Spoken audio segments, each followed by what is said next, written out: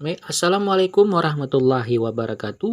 Kembali lagi di YouTube channel Irfan Aceh.